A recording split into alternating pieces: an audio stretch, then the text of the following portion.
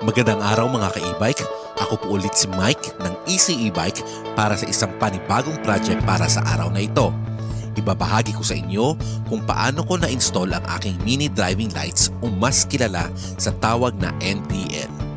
Kaya kung kayo ay interesado sa mga ganitong klaseng video, paki-like at subscribe sa aking channel at sabay-sabay nating gawin ang mga ito. Maraming salamat po. Sa project na to, gagamit po tayo ng harness.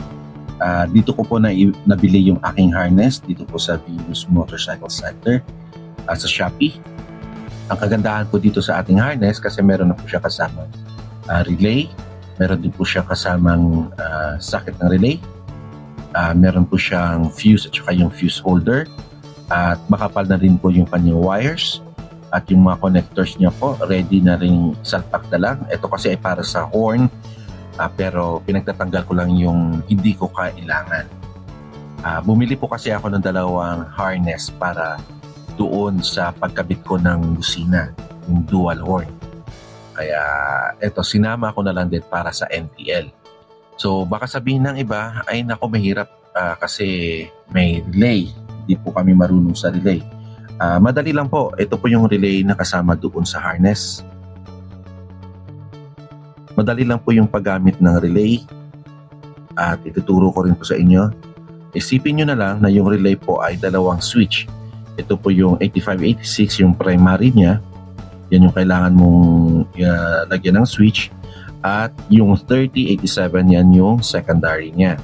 So parang ang idea is i-switch mo itong 8586 para mag-turn on itong 87. Yung kagandahan sa paggamit ng relay, kasi kahit na maliit lang yung switch mo, okay siya. Ngayon sa iba, baka sabihin, pwede bang wag nang gumamit ng relay? Pwede naman po. Siguro kung yung gagamitin yung MDL ay yung walang ballast. Pero malaking switch po yung gamitin nyo. Yung kayang handle ng mga malalaking amperes, siguro 20 amperes para safe. No? Pero kung gumagamit kayo ng relay, kahit maliit lang po na switch yung gamitin nyo, okay na okay po siya. Kasi low ampere lang po yung primary dito. No? Sa magtatanong, yung ginamit ko pala ditong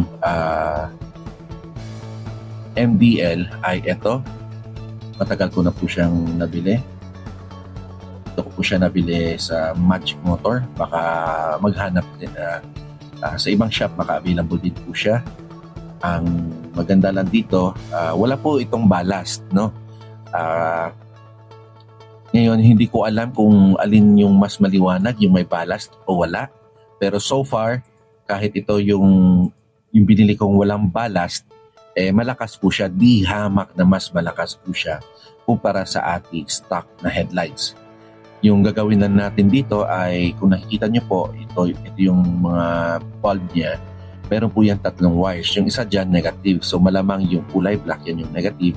At saka itong 2 wires, which most likely ito yung kulay puti at saka yung kulay yellow din na ilaw.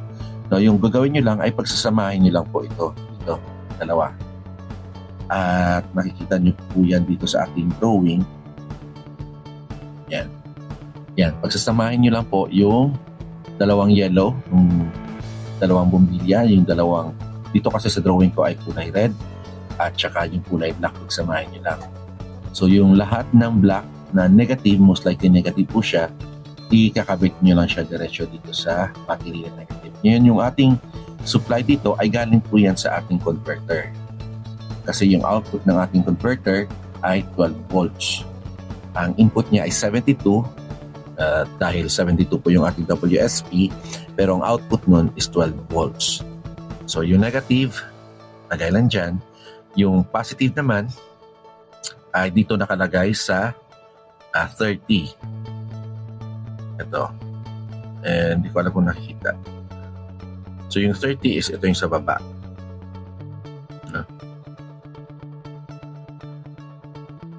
Tapos yung 85, ito, 85, is nakalagay din siya sa negative. Yung 86 ay diretso po siya sa ating switch. Ito pala yung ating switch na ginamit. Position niya ay on, tapos sa gitna off, tapos on ulit. So yung 1 at 2, either yan yung puti or yung yellow or yung high at low. Depende yan sa inyo. No?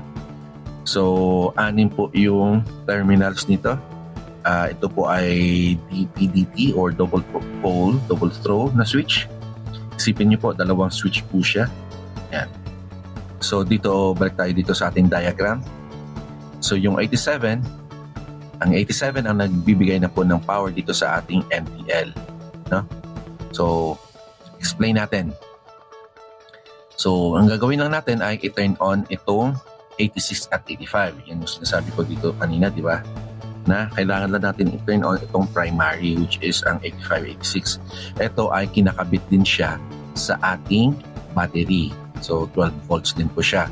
So, yung 85 nasa negative, yung 86 ay pumupunta dito sa switch. Dito sa gitna. Dito sa gitna ng switch. So, ang mangyayari ay, pag nag-turn on ka, kunyari, pinindot mo dito sa 1, etong 86 ay magkoconnect siya dito sa supply. Magkoconnect siya dito sa supplies. So, ayan. Napupunta siya dito sa supply. Ganun, may fuse tayo. Napupunta siya dito sa positive ng battery. At, ibig sabihin, eto, na-activate na rin siya. At since, eto, nakakonect na siya ng 85 ng negative, eto, nakakonect na siya ngayon dito sa positive. So, naka-activate na ngayon itong ating relay. Ngayon, magbibigay na siya ng supply dito sa 87. So, yung 87 natin, since nag-switch tayo dito sa 1, paanda rin niya ngayon yung line na to, yung kulay yellow na wire. So, paanda rin niya yan. So, either puti man yan or yellow, may aandar dyan. Ngayon, kung syempre, pag turn off mo, pag naglagay ka switch, nilagay natin sa gitna, ganun yan, naka-1 tayo, ngayon lagay natin sa gitna, walang connection. So, walang aandar ngayon. Walang supply dito ngayon. Hindi ngayon magkoconnect itong 86 at saka 30. So, walang aandar na supply. Okay? Pag number 2 naman tayo, syempre, ganun pa rin yung mangyayari dito sa baba. Yung 86, nakakonect na siya ngayon sa battery. So meaning, naka-activate na ngayon itong 86, 85. Magbibigay na rin ito ngayon ng supply dito sa 87. At, since na dito test number 2, paanda rin niya ngayon yung linya nito.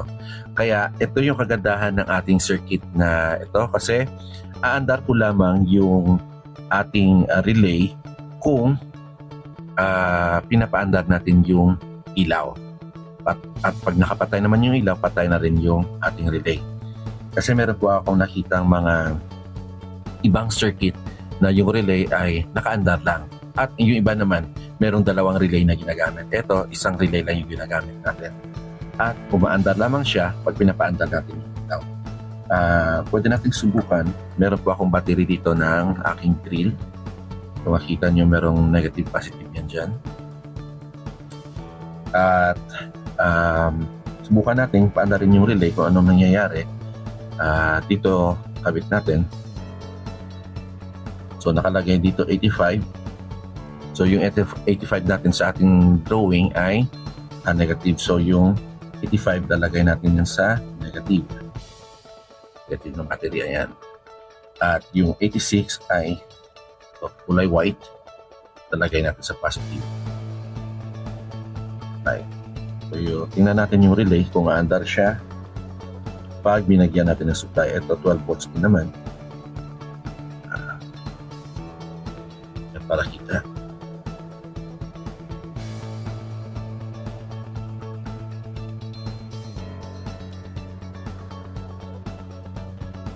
So connect natin. Yan. Kita nyo, umiilaw po siya.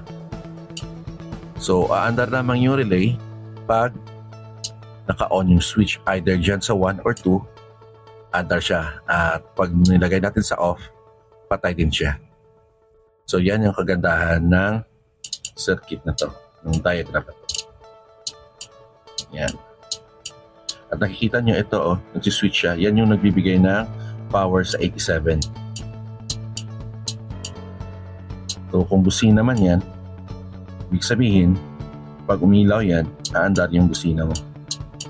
In this case, dito sa project natin, since MDL tayo, pag nakailaw yan, ibig sabihin, umaandar yung MDL natin. So yan. Yan, tingnan natin yung actual. Ito po yung actual connection. Pagpasensyahan nyo na at ako lang mag-isa yung kumukuha ng video. Ayan po, pinaandar ko po yung MDL at nakikita nyo na umiilaw na po itong ating relay. Ayan, umiilaw po yung kulay yellow na ilaw.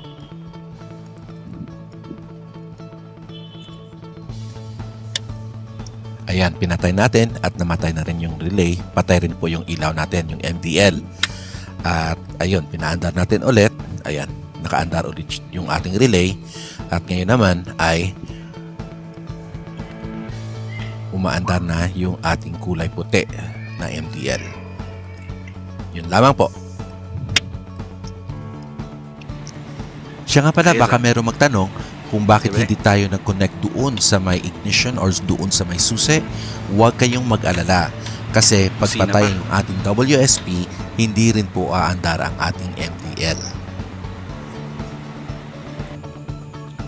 Headlights.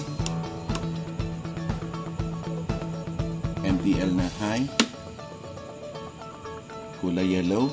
MDL na low. Kulay white. Headlights. Patay kong headlight. MDL low. MDL high. Low. Headlights. Headlights. Headlights at saka yung MDL. Ayan po, kitang-kita na mas maliwanag po yung ating MDL kumpara sa stock headlights. Hanggang dito na lamang. Maraming salamat. Ako po ulit si Mike ng Easy E-Bike. Please don't forget to like and subscribe to my channel for more WSP